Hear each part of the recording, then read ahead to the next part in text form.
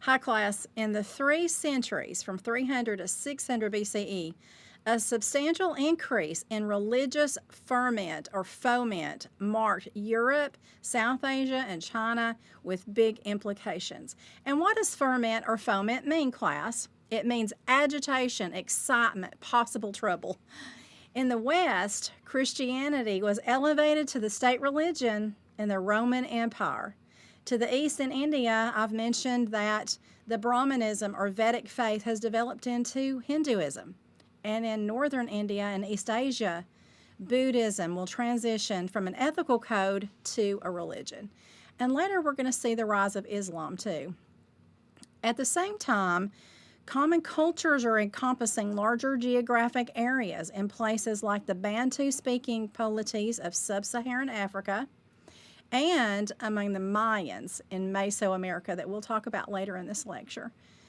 Building on old foundations of the Roman and Han empires, Christianity and Buddhism spread over large territories where they were able to appeal to a diverse social and ethnic groups and to both men and women. And this served to instill in believers a sense of belonging to a larger community. And in this endeavor, these religions were supported by powerful empires, showing how secular and religious power intertwines. So, these religions are going to use established empires to grow, and the established empires will use religion to become more powerful. Religions claim to give us answers to our questions. How should a society look, class? And what is the nature of rules about marriage and families? Where will we go when we die? And how do we make it to nirvana or heaven? Religion claims to distinguish between right and wrong.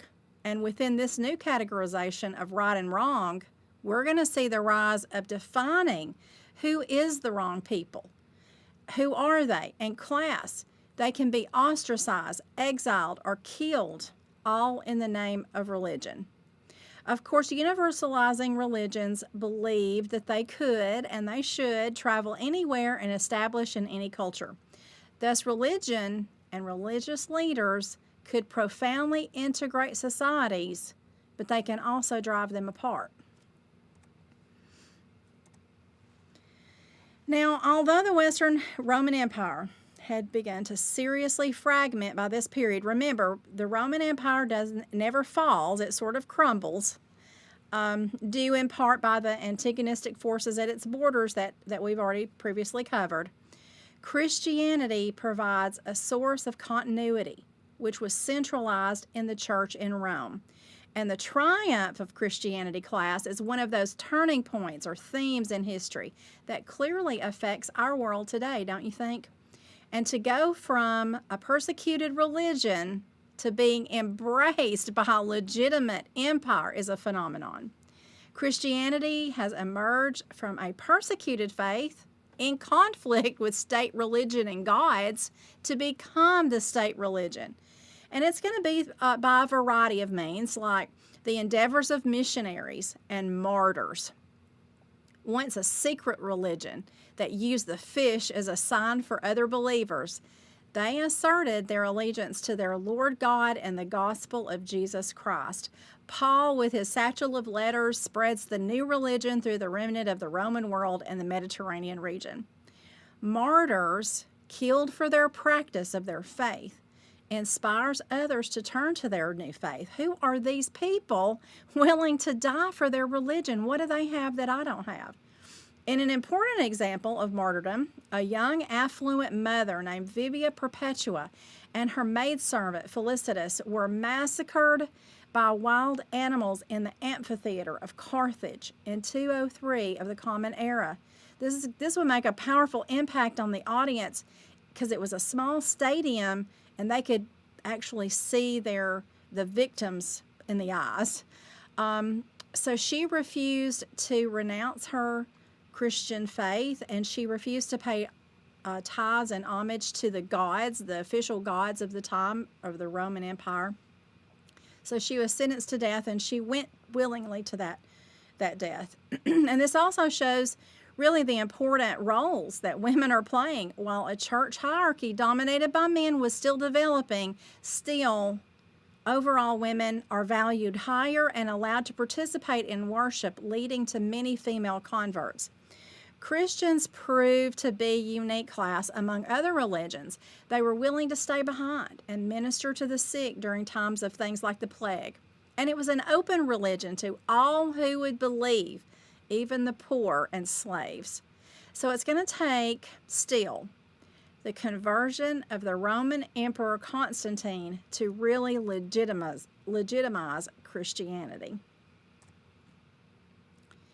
Constantine, he's going to rule around the turn of the 3rd to 4th centuries of the Common Era, and he was also essential to the spread of Christianity.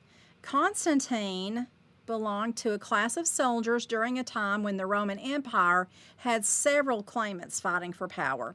I think there were a couple of emperors and some sub-emperors, but in 312 of the Common Era, Constantine's armies closed in on Rome in his first bid to rule. Like other emperors who came before him, Constantine looked for signs from the gods and really put great credence in them when they came. Now, before the decisive battle for the control of Rome, he claims to have had a dream in which he was shown an emblem bearing the words, "In this sign conquer." And he was told to put this mysterious sign on the shield of his soldiers. It took the form of an X, the Greek letter chi, representing the ch sound, over a P, the Greek letter rho, or R, the opening letters of the name of Christ. The labarum class is an emblem that soon becomes known all over the Roman world when Constantine won. His army seized control of Rome amid a period, again, of the civil-type war within Rome for those battling to be in power. And he quickly endorses the religion of Christ along the way, and he supports it once in power, and it really gives it legitimacy. Christian bishops or leaders then become the beneficiary of things like tax exemptions, and Constantine is going to gather all the bishops at a council in Nicaea where a formalized statement about the faith will be created. The Nicene Creed class was established at these meetings, and it includes things like setting a day to celebrate Easter, which recognizes the resurrection of Christ. Now, all this was important because Christianity is competing against various other sects, and this established its preeminence.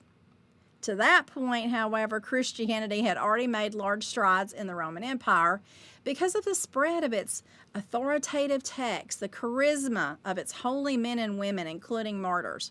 And it really fits between the doctrines and the pre-existing beliefs and practices among new converts and Christian doctrines that had really this universal appeal across diverse populations.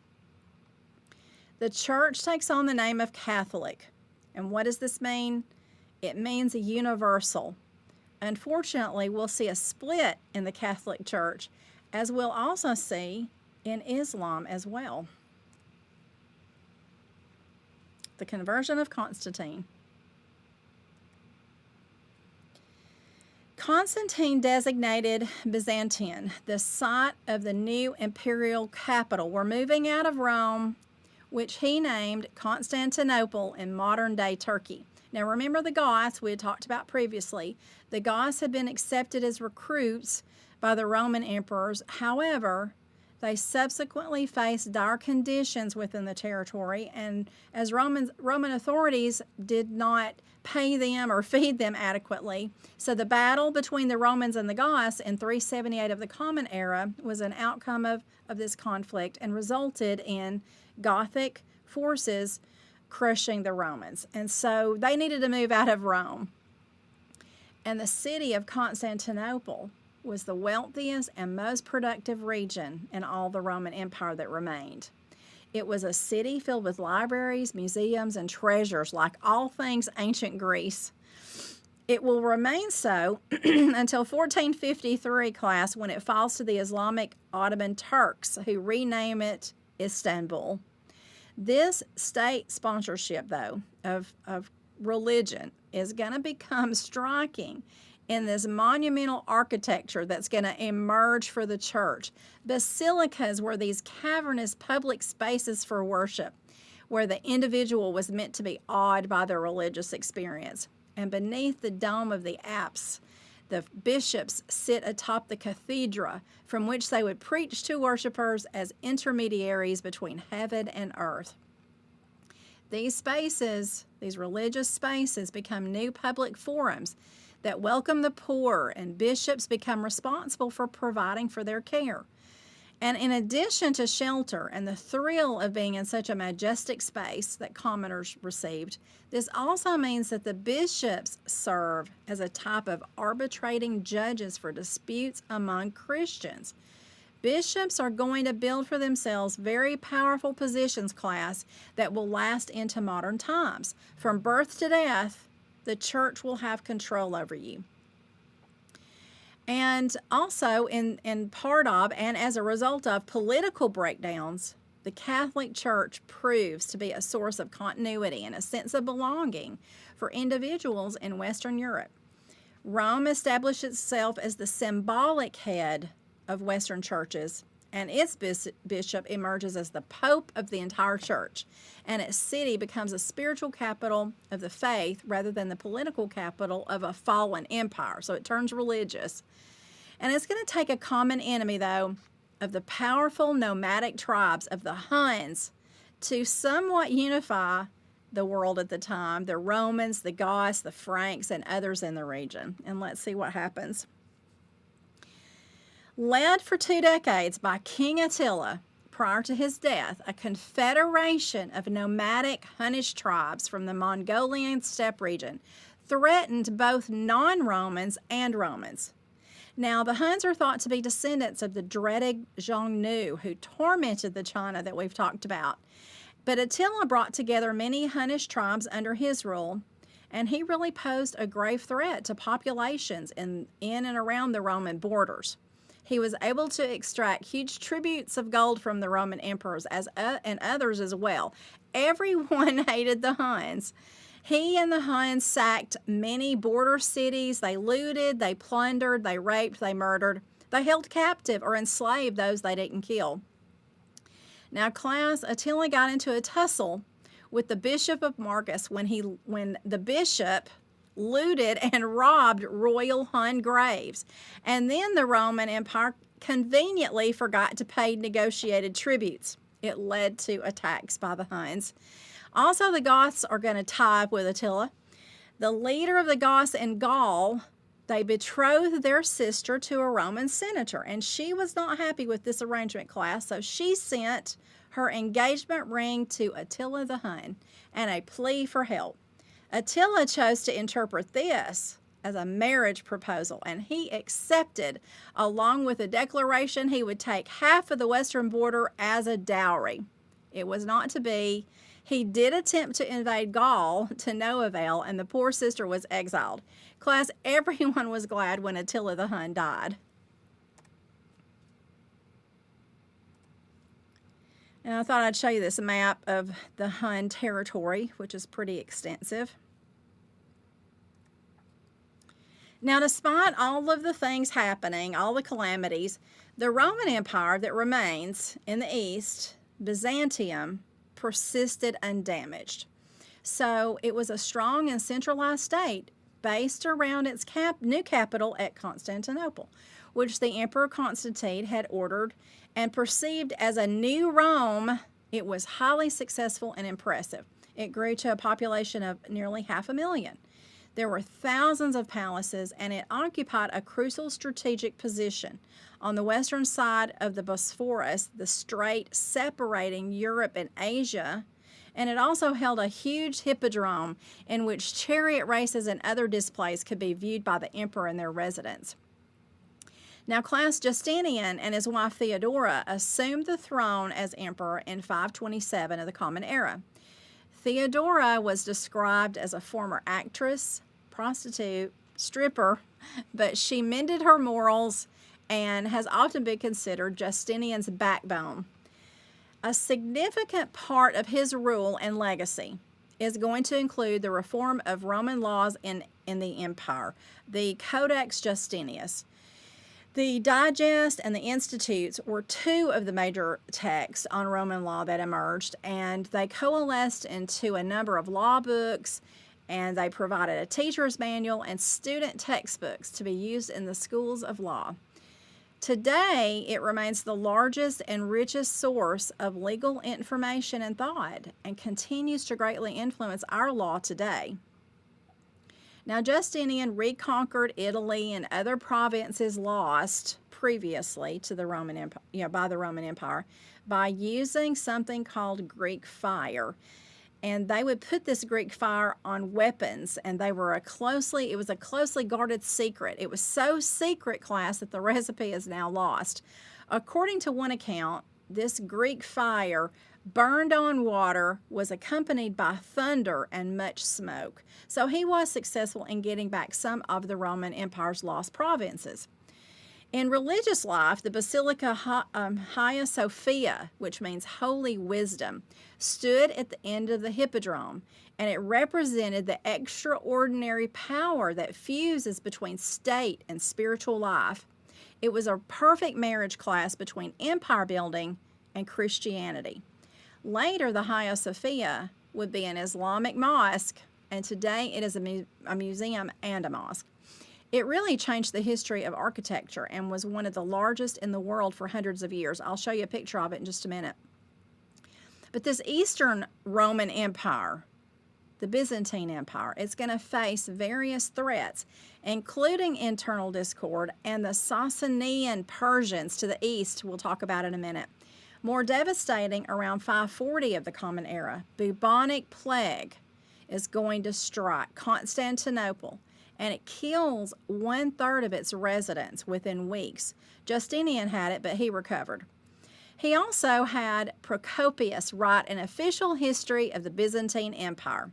What he did not know, class, is that Procopius wrote the unofficial secret history, where he blasted them both, saying Justinian was incompetent and Theodora was vulgar and whorish. It'll be hundreds of years before the secret history was found and read. Class, you really need to look out for historians. Now, Justinian will try to reconcile the east-west branches of the Catholic Church to no avail.